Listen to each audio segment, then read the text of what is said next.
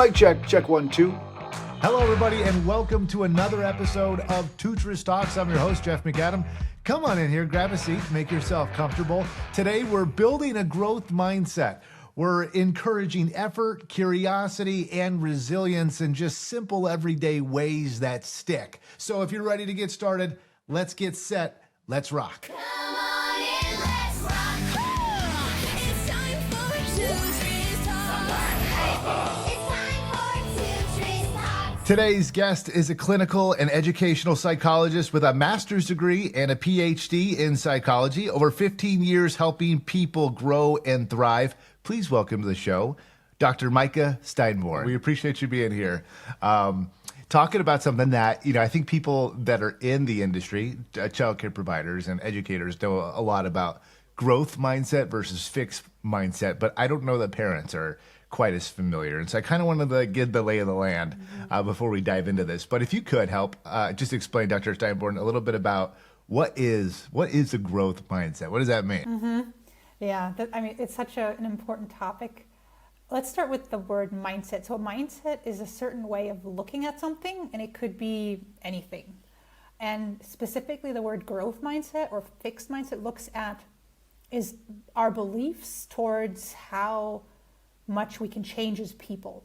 And so a growth mindset would mean thinking and believing that who I am isn't really finished yet. Like I can still change and learn and develop my abilities, intelligence through effort. Whereas a fixed mindset is more of kind of an attitude or core belief that we're pretty much born the way we will always be, and it doesn't really matter how you raise kids because there's little influence that teachers or parents have. Is it, I guess maybe I just grew up in a super positive household where I figured everybody had a growth mindset. Are there people that, is that real? Like, do people grow up in an environment, in a situation, you think, where they're like, well, this is all I'll ever be and I'll just never be good enough and I guess there are people that are, yeah, for sure. I think I'm not one for kind of demonizing people with certain mindsets because obviously they also had life experiences that led them to those mindsets. So often parents will have these kinds of mindsets who had a hard life, who didn't make that experience that they could actually put in effort and achieve a successful result and move things along. So, but the problem is that by passing on that mindset to their kids might actually behave in ways that, like in a self-fulfilling prophecy, then provoke the same kind of life story for themselves. Interesting. Okay. And so I can't, a little bit of our background here at Tutorous, and we primarily help parents. Parents are listening here with children who are typically under the age of 13. And I had read Dr. Dweck, Carol Dweck's book some time ago about the growth mindset versus the fixed mindset. And it struck me as, I would think in particular, it would be this first 5 to maybe even 12 years where this is really, really important. I guess, is there a certain time frame in your mind that is particularly like shine the spotlight on? Is it ages 3 through 6? Is it any time between now and 13? When do we as parents really need to hone in on this? I would say all the time. I guess if you have a child that's under 2, they're not gonna, that's not gonna be so relevant because they're not doing as much intentional, conscious, aware learning. It's more like instinctual. But the more the child's mind awakens to, hey, I'm noticing what's going on. I'm starting to form my own theories about things and how things play together and what my role is, and that I'm actually a separate person and I can have efficacy, I can start things. And when that starts awakening, then it's really important. And then I don't think there's ever a point in life to stop having that mindset or encouraging it. The children are one factor in this. And then you have, as a parent, the other, you are also another factor in this. What are, how much is a mindset dependent on what parents do versus what they say? Maybe is there a difference between? Oh yeah, that's a really good question. And it's always said that parents teach more by what they do than what they say, which makes a lot of sense, right? If you can tell your kid, hey, if you work on this, you can get better, don't give up. But if they then see that their parents don't really embody that mindset themselves, and for example, freak out when they make a mistake because it feels like a big threat to their self-esteem, or if they see that their parents hide their own failures or mistakes because it's something that isn't a learning opportunity but something shameful to be hidden, then that of course is a much more powerful message to a kid than what the parent might say to them. I'm trying to, like, you know, if for parents out there that are just trying to wrap their brain to some extent really on what this is, because I remember even reading Carol Dweck's book, I found myself having to like go back and reread because it takes a lot of intentional thought to understand what she's trying to say. And I'm wondering if there's any like concrete examples that come to your mind that might help explain it. For instance, I think, you know, here's one that comes to my mind, and maybe I'm even missing the mark, still. You can correct me if I am. But, you know, with this growth mindset, you know, I was in television for a long time, you know, especially coming out of high school, college, where I really wanted to be in broadcasting.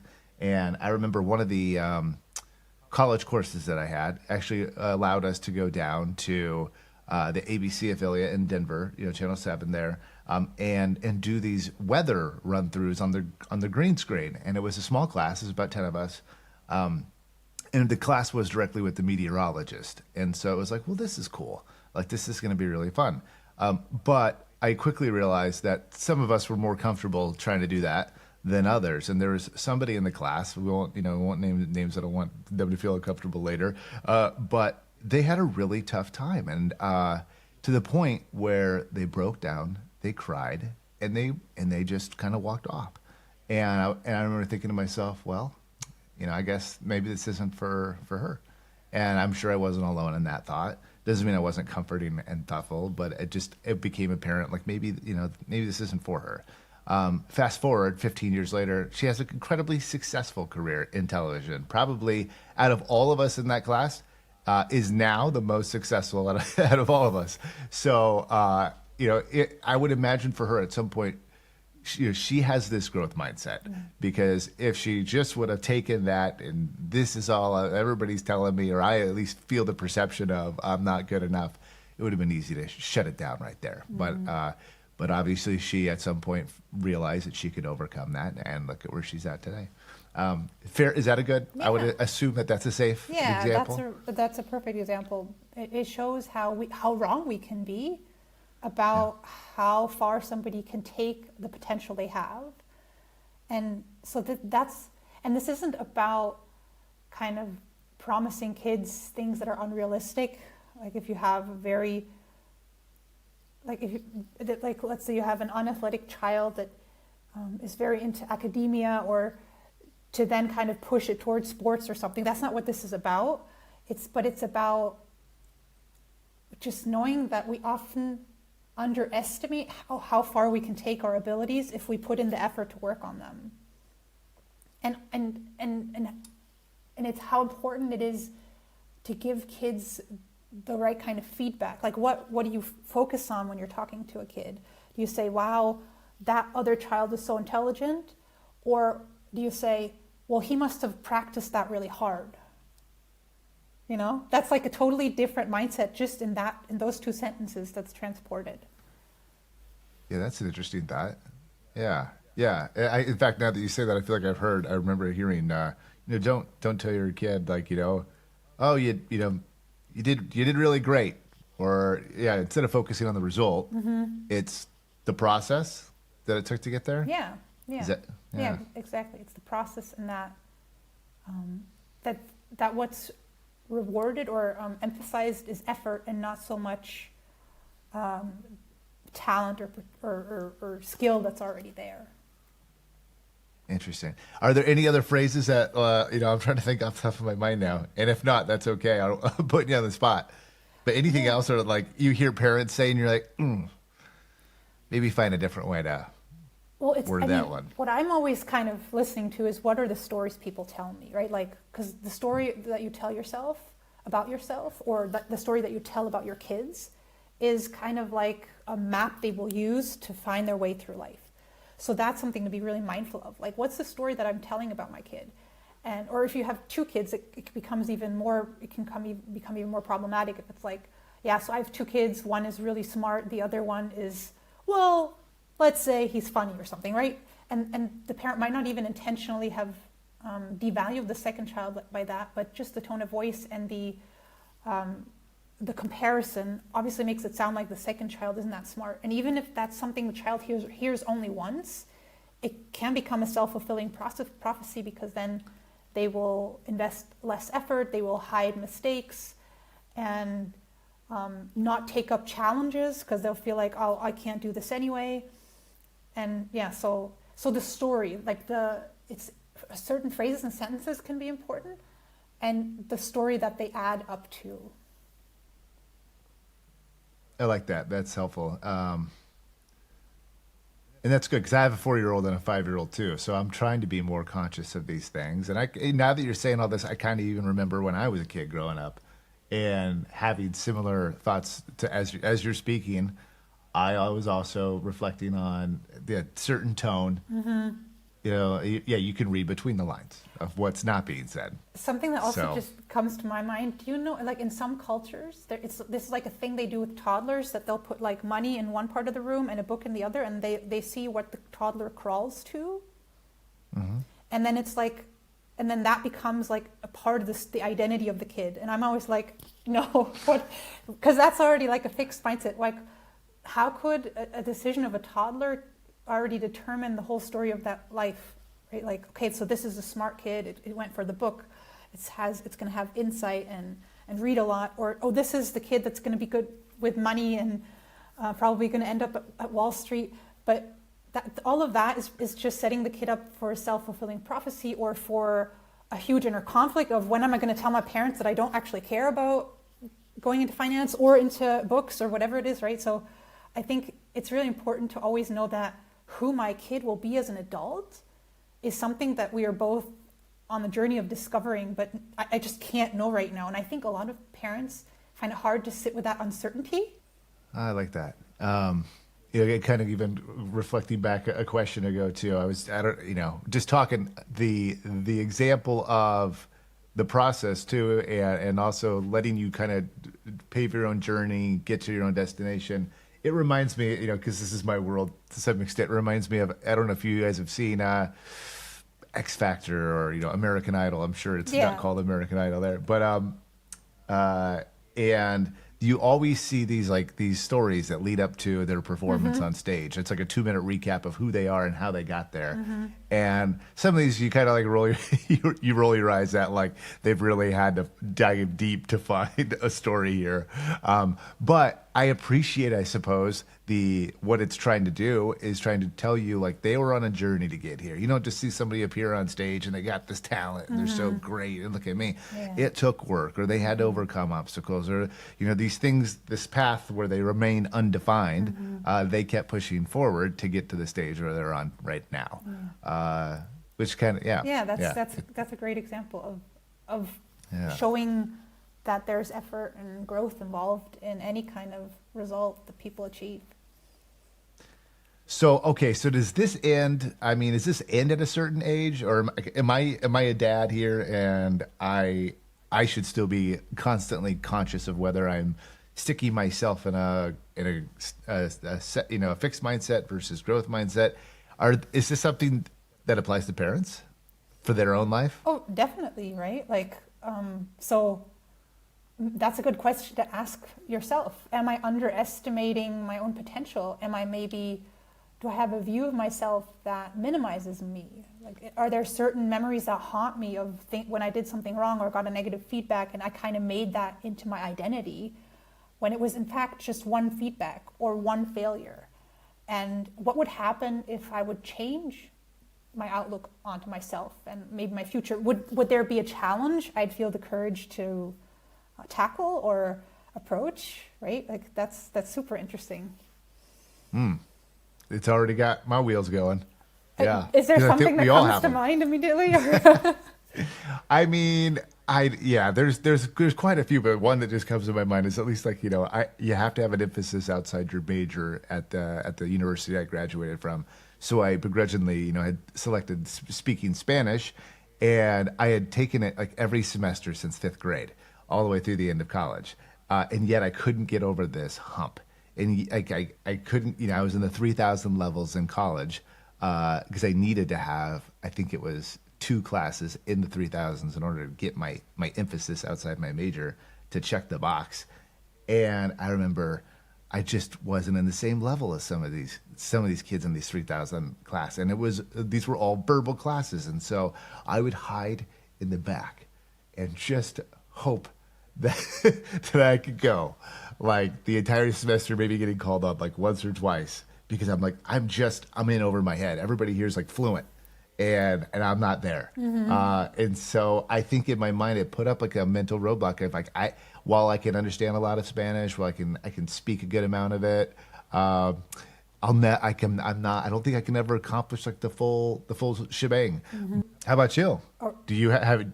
I'm gonna shine the mirror on you. Yeah. Do you have anything?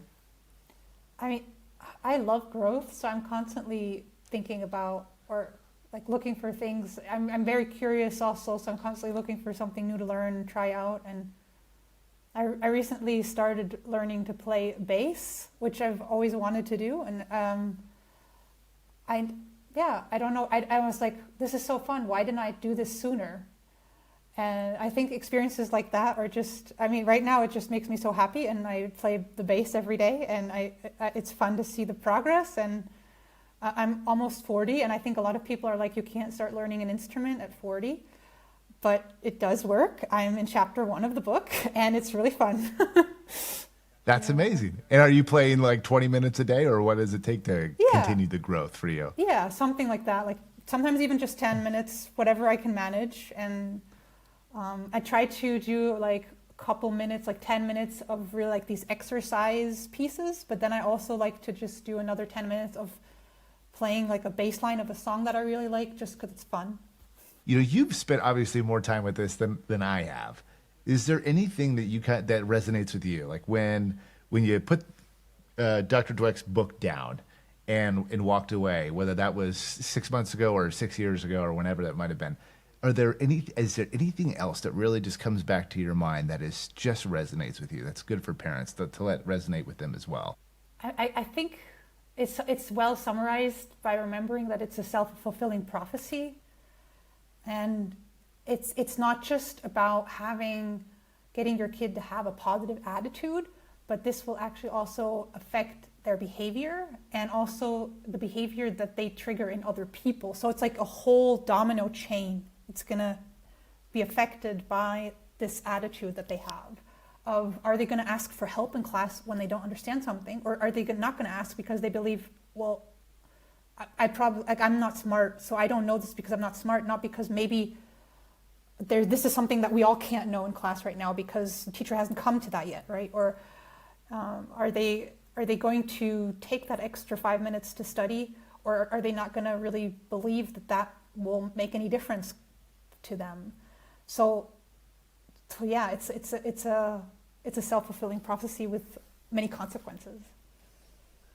That actually jarred a memory from her book, from Dr. Dweck's book, where she had said that they had put up like 2 different studies for teaching kids, I think it was coding, if I remember correctly, and had told the kids and, split the classes into 2s, and had told one set of kids, we're going to, teach you coding, for computers. Yeah. And at the end of this, you're going to know how to do it, and God darn it, you're going to be great.